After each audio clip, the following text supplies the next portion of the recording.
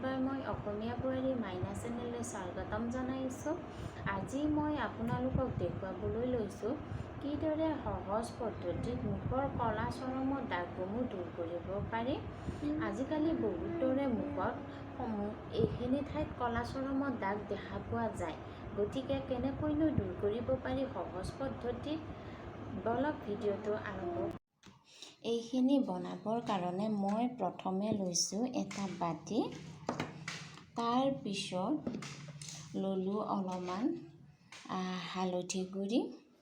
আপোনালোকৰ ঘৰত যদি হালধি আছে কেঁচা হালধিও ব্যৱহাৰ কৰিব পাৰিব। মোৰ কেঁচা হালধি নাই ঘৰত, গতিকে মই হালধি গুড়িকে ল'লোঁ। তাৰপিছত ল'ব অকণমান নাৰিকল তেল।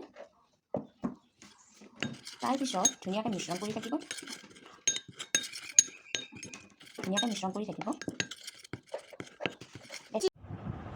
আপোনালোকে কেনেকৈ লগাব মই আপোনালোকক দেখুৱাই দিছোঁ।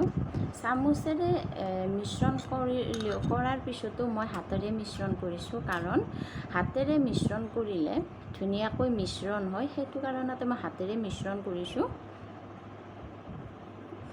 আপোনালোকৰ যদি দিনত সানিবলৈ সময় নাথাকে, আপোনালোকে ৰাতিও সানিব পাৰিব।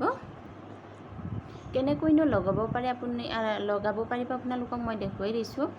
গালৰ যিটো অংশত ক'লা চৰম পৰি থাকে সেইখিনি অংশত ধুনীয়াকৈ লগাব।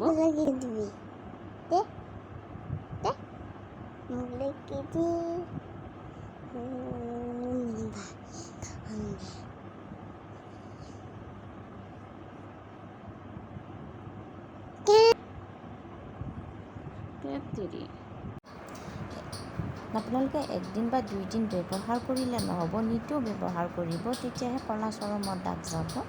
এনেকৈ ধুনীয়াকৈ লগাই থাকিব।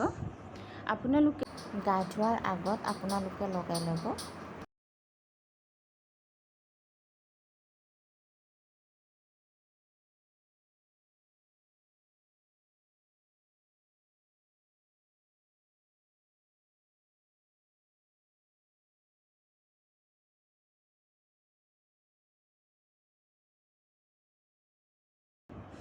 কমেও 1 বা 2 ঘণ্টাৰ কাৰণে লগাব। 1 ঘণ্টা বা 2 ঘণ্টা হোৱাৰ পিছত আপোনালোকে টিচু পেপাৰেৰেও মুচিব পাৰিব। মোৰ টিচু পেপাৰ নাই, গতিকে কটন কাপোৰে মুচিছোঁ। আপোনালোকে কোমল কটন কাপোৰেৰেও মুচিব। কেনেকৈ মুচিব মই দেখুৱাই দিছোঁ লাহে।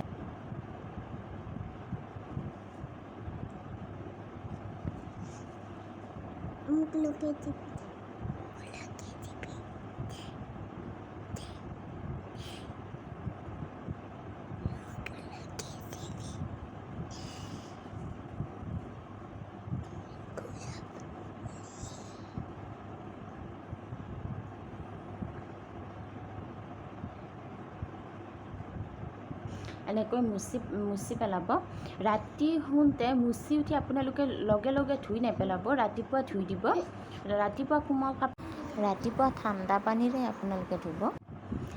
যদি আপোনালোকে মোৰ ভিডিঅ'টো ভাল পাইছে, লাইক, শ্বেয়াৰ আৰু ছাবস্ক্ৰাইব কৰিব।